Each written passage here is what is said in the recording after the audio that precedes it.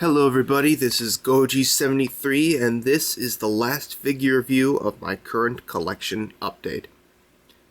Now before I take this video any further, I should probably mention that the reason why this review was delayed was because originally, if you watched my news and updates on projects video, I mentioned that I was going to post a video at the start of this month, episode 10 of Godzilla and His Amazing Friends, the episode that was not aired on YouTube. However, a recent glitch, or bug as some users are calling it, has been affecting users all over YouTube that's causing them and their accounts, which have been enabled for the same 15-minute limiter disabling, to still suffer a glitch that causes them to still be enabled with the 15-minute limiter. Unfortunately, I am one of these users, and therefore I still cannot upload episode 10 to YouTube. How long will this go? I'm not entirely sure.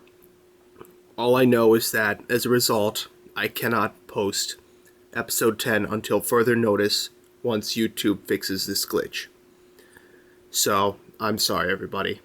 So in the meantime, here is my last review on my current collection update, as I said before. And here he is. The SH MonsterArts Godzilla. Heisei Godzilla. And, much like all my other reviews, let's start off, of course, with his history. And, which I'm pretty much going to skip, because it's Godzilla. We should all know who his history is. But to help you newcomers, this Godzilla appeared, this particular variation of him appeared in Godzilla vs. Space Godzilla. But for more in-depth understanding of him, I'd suggest you watch King Ghidorah, Godzilla vs. King Ghidorah, Godzilla vs. Mothra, Godzilla vs. Mechagodzilla 2, and Godzilla vs. Space Godzilla to see what his deal is. So, no history, guys. Go watch those movies. And now let's get on to detail on this figure. And quite honestly, detail on him looks fantastic. Just all over the figure. You can, if you look really closely, you can see there's so many ridges and bumps all over it that really mimic how it looked in his actual appearance in the series. All over the body, even the chest is individually sculpted to match how it looked in the series. And even the dorsal fins back here, they're individually sculpted, just like how they were on the suit. And the tail is individually segmented, much like how it did originally. And the face, too, looks spot on. One thing I should, however, mention about this figure that differs, that makes them all individually different. Look at the eyes on mine. It looks straightforward. There is a particular reason for this. During production of these figures, apparently quite a big number of them had a defect. Their eyes were pointing in two different directions, and thus making them look derpy-eyed, not to be offensive. But quite a number of them have been made with this derpy-eyed defect, and unfortunately I was one of them. If you remember from my previous, my collection update video that I posted quite a few months back, you'll notice that I had the Figuarts Godzilla.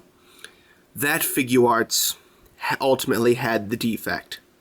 So in actuality, this is my second figure of the Figuarts Godzilla. So, what I did was, I have a friend who I speak to, whose identity I'll keep private unless he comments on this video, and he was very generous to actually have his, whom he was experimenting on, whose eyes he had fixed, because he also got the same defect, but he found out a way in which to fix it, and he was very generous enough to send me his, while I sent him mine so that he can keep for himself to fix the defect on his own. And so, yes, this is actually his, with the fixed eyes, and so to that friend who was so generous to do that, Thank you very much, man. It really does mean much to me that you could do something like that. So, overall, besides that little defect on some figures, the sculpting and everything else on him is just perfect, flawless, and really nice. Now on to superpowers.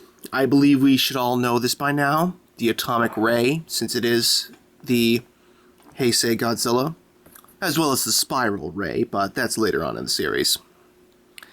And now let's get on to another big highlight of the figure, the articulation. Now, this is, again, one of the bigger highlights along with detail. Both his quads move, I believe that's what they are, the quads or the forearms, something like that. They have a little joint right here. The elbows move, that's 4. The wrist moves 2. It swivels and it's ball jointed, I believe. The neck has 3 individual features that gives him the ability to look up, as well as the mouth being able to open and close as such.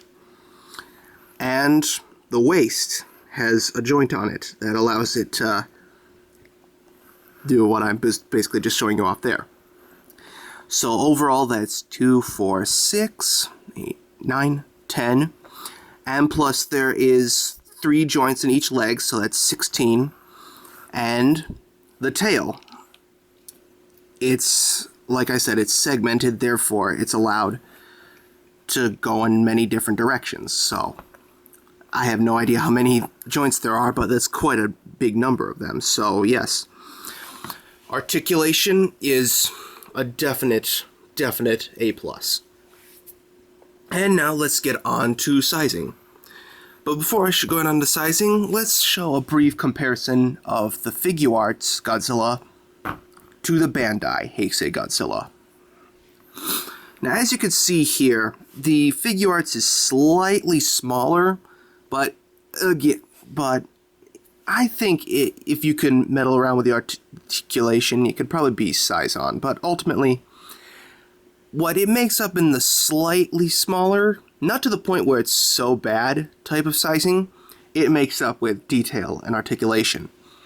And whereas with the Bandai Godzilla, you could see like the difference in the sculpting. This one took its time and is more detailed, whereas with the limited time they have to make the Bandai variation, I believe they did a pretty decent job, but again, they probably had limited resources to make the figure. So overall, if you want to, they're both great figures, but if you want one that costs more but has more features, the Figuarts is what you got. But again, the Bandai one is good. It's just at a cheaper price, that's all.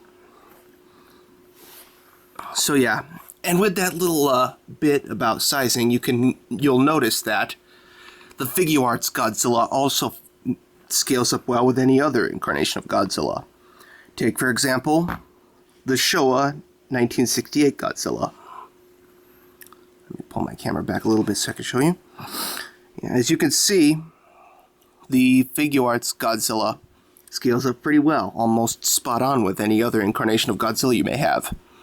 Apart from the Bandai America 68 Godzilla, but I digress. This is the Bandai one. And finally, Rarity. Now, this is actually the first release of the SH MonsterArts Godzilla. And, again, the one with the eye defects that you can come across sometimes.